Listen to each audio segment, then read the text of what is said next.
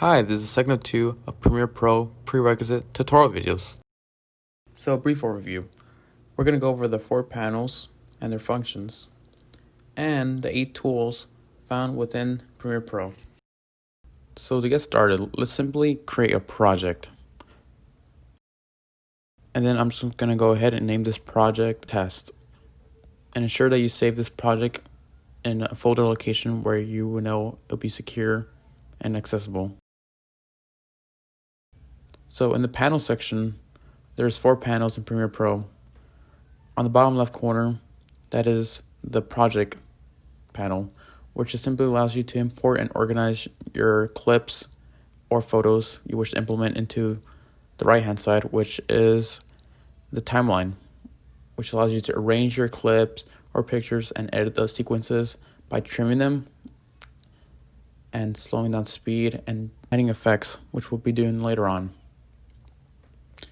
Then on the top left corner, you have the second panel, which is a source monitor, which allows you to preview clips that you're editing.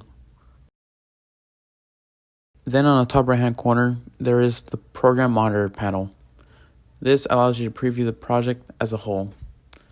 So if you go into the buttons, this button allows you to go into the project, and then the one all the way to the right allows you to go out. And then these buttons allows you to step back frame by frame, going from the left or going from the right. And of course, the middle button allows you to play and stop the project. You're also available to add markers if you wish to note something here specifically. Now moving on to the toolbar, starting off with the selection tool. This simply allows you to select clips, menu items, and other objects in the interface.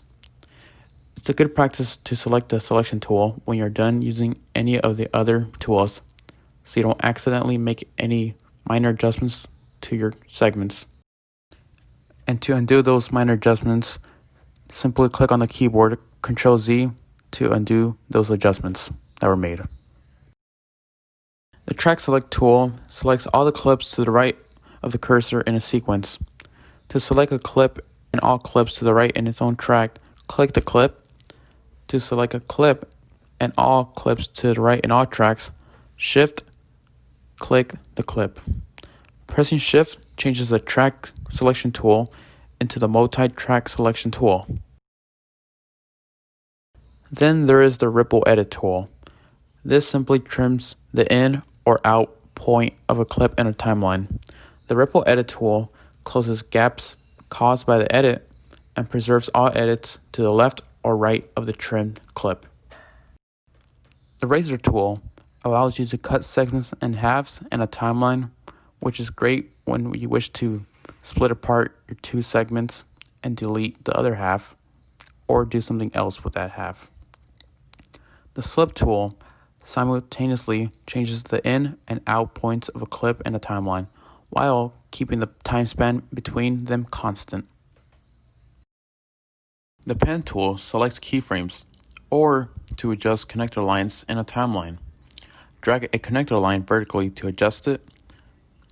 On Windows, Control-click, or on Mac operating systems, Command-click on a connector line to set a keyframe. Shift-click non-contiguous keyframes to select them. Drag a marquee over contiguous keyframes to select them. The hand tool simply moves the viewing area of a timeline to the right or left. To perform that action, drag left or right anywhere in the viewing area. The text box simply creates a simple text box within a clip. Thank you for watching. If you have any other questions or concerns, I recommend joining into our OSCR-ONLINE Zoom sessions, where we are more than happy to help. Or go to OSCR-ONLINE's YouTube channel for more tutorial videos.